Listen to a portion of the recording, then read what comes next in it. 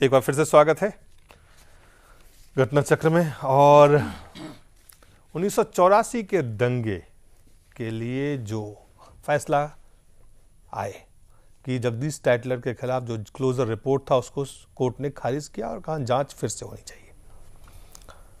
भारत के केंद्रीय मंत्री वीरप्पा मोइली जो कर्नाटक से आते हैं, उन्होंने कहा कि जो मोदी के खिलाफ मामले हैं वो ज़्यादा संगीन है, ज़्यादा गंभीर है और जो टाइटलर के खिलाफ आरोप हैं वो कम गंभीर है। पुष्पेंद्र, आपसे शुरू करते हैं। देखिए, मैं समझता हूं कि कांग्रेस के लॉ मिनिस्टर ये वही लॉ मिनिस्टर हैं कि अभी हाल में सोनिया गांधी के दामाद के ऊपर जब कुछ जमीन का आरोप लगा था, अब ये पेट्रोलियम मिनिस्टर हो गए हैं। नहीं, अब वो तो ठीक है, लेकिन कानून मंत्रालय छोड़ के आए हैं तो उन्होंने फौरन ही कोई आधे घंटे में ये कह दिया था कि नहीं साहब, सब कुछ ठीक है और ये गलत बात है। मेरा सवाल सिर्फ कांग्रेस के लोगों से ये कहना है कि मोदी के दंगे 2002 के अगर इतने ज्यादा हैं तो उसको जरा इंची टेप से नापना शुरू करें। तो इस समय जितने भी कांग्रेस के नेताओं पे आरोप कोर्ट में चल रहे हैं, इन नेताओं के ऊपर भागलपुर से लेके मलियाना और मलियाना से लेके हाशिमपुरा और मेरठ, मुरादाबाद, अलीगढ़, फिरोजाबाद के जितने भी दंगे हैं उनमें इनके मुख्यमंत्रियों के नाम हैं। शीर्ष कृष्णा आयोग के अंदर कांग्रेसियों के नाम हैं 1992 के दंगों के। इनकी तो स्वर्ग में जाएंगे कि नरक में? इनकी तो ढेर इतनी लगी हुई है कि इस देश का हिमालय शर्मा जाएगा। लेकिन बेहयाई है, चाहे वो पेट्रोलियम मंत्री हो या दूसरे मंत्री हो, ये तमाम सारे लोग बार बार यही कह रहे हैं कि मोदी के दंगों का जो दाग है वो बड़ा है, हमारा छोटा है। ये किस पैमाने से नाप रहे हैं, जरा दुनिया को तो बताइए कि कैसे मोदी के दंगों में मोदी का रोल बहुत बड़ा था। और आज जो 3000 लोग मरे हैं उसमें सिर्फ जगदीश टाइटलर अकेला रह गया है। अब सिर्फ कहानी ये आ गई है कांग्रेस की तरफ से कि सिर्फ एक जगदीश टाइटलर को सजा मिल जाने से ऐसा बताना चाहती है कांग्रेस कि 3000 सरदारों की जो हत्या की कांग्रेस पार्टी ने वो धुल जाएगी। इसके अलावा भी और लोग कौन हैं ये कांग्रेस पार्टी नहीं बताना चाहती और उसके बावजूद भी जगदीश टाइटलर को बचा रहे हैं ये कहते हुए कि मोदी के जुर्म ज्यादा बड़े हैं, जगदीश टाइटलर के छोटे हैं। मैं समझता हूं कि अगर इसको 4 बार टेलीविजन पर बोलेंगे इस देश के लोगों को समझ में आ जाएगा कि कांग्रेस क्या कर रही है। सवाल ये कि कांग्रेस के नेता के केंद्रीय मंत्री के बयान को अगर देखें, ये क्या संवेदनशील बयान है आपको लगता है धर्मेंद्र? देखिए, ऐसा है कि ये जो बयान है इतना गैर जिम्मेदाराना बयान है कि एक दंगे को दूसरे दंगे से या एक अपराध को दूसरे अपराध से मिक्स करके कंपैरिजन करना, ये तो बहुत ही, और केंद्रीय स्तर के मंत्री से यह अपेक्षा नहीं की जाती। नंबर 1, पहली बात तो ये है। दूसरी बात यह है कि जैसे अभी हम पहले बात कर रहे थे पहले वाले इशू पर कि आज राजनेता इस देश की जनता को पूरी तरह से भ्रमित करना चाहते हैं। वो विकास के मुद्दों पर, उनके जो और मुद्दे हैं जो जिससे इस देश की जनता जूझ रही है, उनसे उनका ध्यान हटाकर दूसरे जो बहुत मुद्दे जिनसे आम जनता प्रभावित इतनी नहीं होती है उन मुद्दों पर उलझाकर चुनाव के दौरान एक ऐसा वातावरण निर्मित करने का प्रयास रहता है जिससे सेंटिमेंटली उनके वोटों को लिया जा सके। अगर हम उनके बयान की ही सिर्फ चर्चा करें मोइली जी की, तो मैं ये पूछना चाहता हूं कि टाइटलर जी के ऊपर जो बयान लगा है, टाइटलर के ऊपर जो एक आरोप लगा है और न्यायालय ने जो उनके ऊपर एक उनके मामले को दोबारा खोलने की जो बात कही है, सीबीआई के ऊपर उन्होंने जांच करने के आदेश दिए हैं, वो इतना गंभीर है। और मोदी के ऊपर तो इतनी टाइम से केस चल रहे हैं, इतना कुछ चल लिया, कहीं पर भी कोर्ट ने तो आज तक उनके ऊपर कोई टिप्पणी की ही नहीं, जो टिप्पणी, इतनी गंभीर टिप्पणी टाइटलर जी के मामले में की है।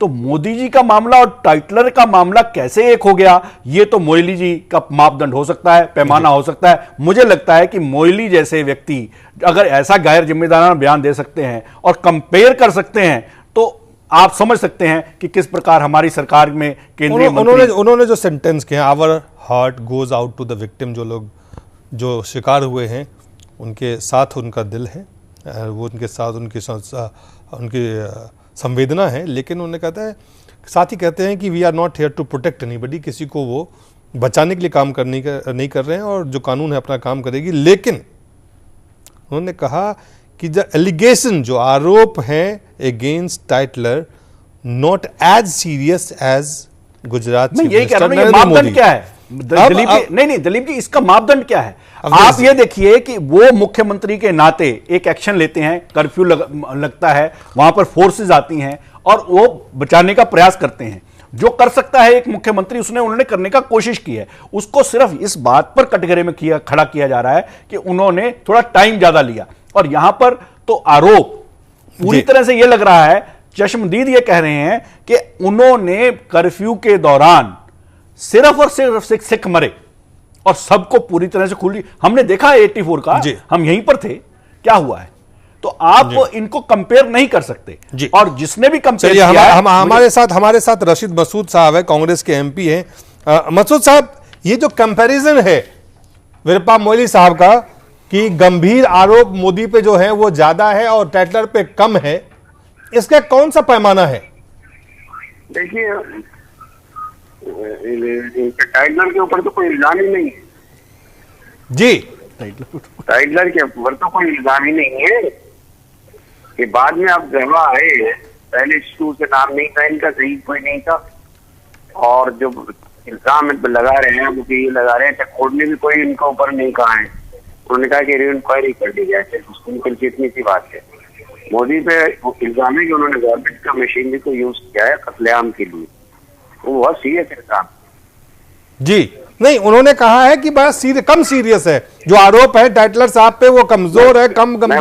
मैं वही बात कह रहा हूँ कि टैटलर पे तो कोई इल्जाम ही नहीं है। तो आप ये कहते हैं कि उन्होंने कुछ कम कहा, आप उसको संपूर्ण कह रहे हैं कि कोई आरोप ही नहीं बनता है। पुष्पेंद्र, नहीं, देखिए, मुझे सबसे बड़ा सवाल यह करना है रशीद मसूद साहब से। मुसलमान हैं, सेकुलर पार्टी में हैं, 8 पार्टियां बदल चुके हैं, मेंबर ऑफ पार्लियामेंट हैं। मेरा सवाल यह समझ में नहीं आ रहा है कि जो सत्ता में बैठी पार्टी का मंत्री है, अगर किसी कोर्ट ने, चाहे लोअर कोर्ट हो या हाई कोर्ट हो या सुप्रीम कोर्ट हो, अगर उसने यह कहा है कि इसकी दोबारा से जांच होनी चाहिए, 2 बार जो सीबीआई ने क्लीन चिट देके क्लोजर रिपोर्ट दी है वो गलत है, तो सत्ता में बैठे वाला मंत्री कैसे यह कह सकता है कि यह इल्जाम जो है कुछ है ही नहीं? और रशीद मसूद साहब जिस सिरे से बात करें कि यह इल्जाम नहीं, इसका मतलब है देश की सत्तारूढ़ पार्टी कोर्ट को इन्फ्लुएंस करना चाहती है, कोर्ट को दबाना चाहती है, मॉरल प्रेशर क्रिएट करना चाहती है कोर्ट के ऊपर कि उनके ऊपर कोई इल्जाम नहीं है। आप क्या करना चाहते हैं? आप देश को कैसे चलाना चाहते हैं रशीद मसूद साहब? आप चाहते हैं कि आपके हिसाब से कोर्ट चले, आप कोर्ट को इन्फ्लुएंस करना चाहते हैं, सुप्रीम कोर्ट को इन्फ्लुएंस करना चाहते हैं, आपको सत्ता से हट करके कोर्ट को आपको बुलाना चाहिए, आपके खिलाफ वारंट जारी होना चाहिए। आप मेंबर ऑफ पार्लियामेंट हैं। आपका जो लहजा है यही आपकी तमीज और तहजीब को उजागर कर रहा है। नहीं, मेरी तहजीब न बताएं, मुझे आपकी तहजीब पता है। आप 8 पार्टी बदल चुके हैं, आपकी भी तहजीब मुझे पता है। मैं आपको बता दूं कि मैंने क्या 50 पार्टी बदल दी, लेकिन मेरे ऊपर कोई इल्जाम नहीं। इल्जाम नहीं, लेकिन आपकी रोज राजनीति बदलती है। कभी आप मायावती को सपोर्ट करते हैं, कभी मुलायम सिंह को गाली देते हैं। रशीद मसूद साहब पूरी बात, अपनी बात कहें जी। रशीद साहब जी, आप पूरी बात बताएं। मैं कह रहा हूँ कि कलेक्टर के तो कोई इल्जाम ही नहीं है। और ये कहाँ की बात है कि मिनिस्टर से अगर आप सवाल पूछेंगे, मिनिस्टर अपनी राय का इजहार नहीं कर सकता है? ये किस तरह से इन्फ्लुएंस हो गया, कोर्ट ने अपना फैसला दे चुका है। आप रशीद साहब एक बड़ा स्वाभाविक सा सवाल है, आप जरा इसको जरा इस पे ध्यान दें कि सीबीआई एक सेकंड मेरे सवाल को सुन के अपने घर से लड़के रशीद साहब कह रहे हैं, आप बताइए क्या इल्जाम है? मैं भी पूरा नहीं, मैंने भी पूरी रिपोर्ट पढ़ी है। भाई जगदीश टाइटलर पर क्या इल्जाम है, यही तो मैंने भी पढ़ा है। वो जो कोर्ट ने, मेरा सवाल ये है कि जो सीबीआई ने क्लोज, रशीद साहब पूरी सवाल सुन लें आप, इंक्वायरी कर ली जाए बस। जो सीबीआई ने जो क्लोजर रिपोर्ट दाखिल किए और उसमें यह कहा कि जो महिला जिसने केस किया था उस पर क्लोजर करके उसको बंद कर दिया था, उस पर कोर्ट ने आदेश दिए कि नहीं, ये आप बंद नहीं कर सकते हैं, ये कोर्ट डिसाइड करेगा। इसका मतलब सीबीआई क्या किसी दबाव में काम कर रही थी जो उसको बंद किया? क्या सच्चाई को सीबीआई लाने में, जो सच्चाई जो कोर्ट तक पहुंचना चाहिए था वो नहीं पहुंचाया, तो किसके कारण नहीं पहुंचा वो? क्या जो दंगे हुए, जो सिख मारे गए, उसके बावजूद जो कोर्ट ने ये आदेश दिए जांच होने चाहिए, इसमें आपको लगता है कि कोर्ट ने कोई बात उस पर नहीं सुनी कि ठीक है जांच कर लीजिए?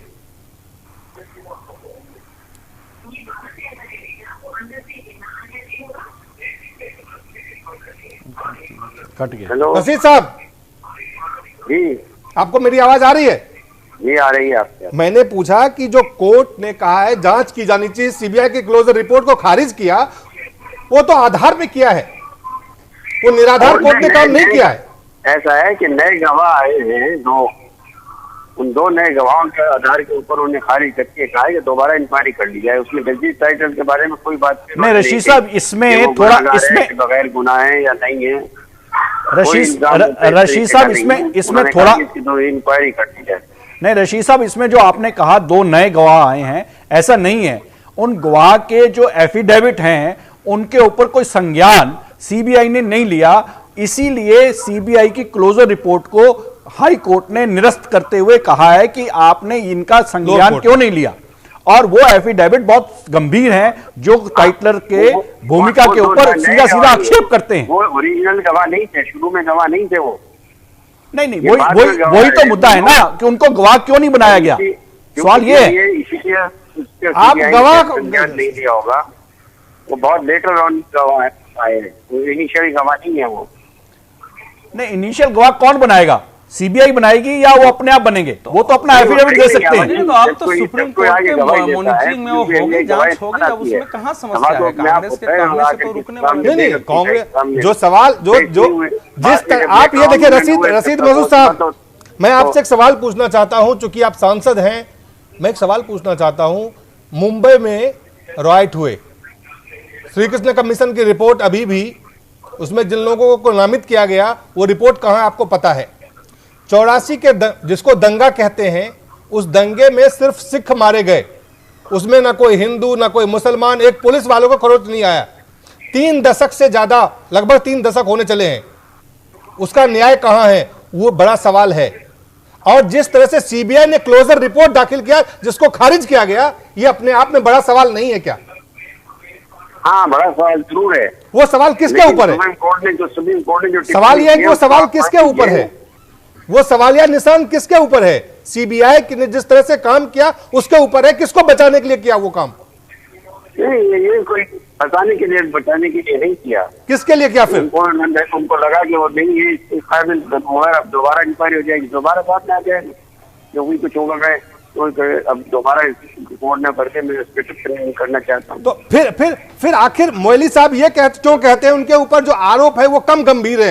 ये जजमेंट केंद्रीय मंत्री का ये बयान कि आप कहते हैं आरोप ही नहीं है, वो कहते हैं कम गंभीर आरोप है। वो 100% सही कहते हैं जी। एक सवाल रशीद साहब से पूछना है, एक सवाल मसूद साहब से पूछना है। नामजद रिपोर्ट में आई है जी, पूछिए। जकिया जाफरी शुरू से कह रही है, पहले दिन से कह रही है, from the very first day, तो ज्यादा गंभीर आरोप है। बात सही है अपनी जगह पर, स्टेट स्पॉन्सर टेररिज्म का ये आरोप है।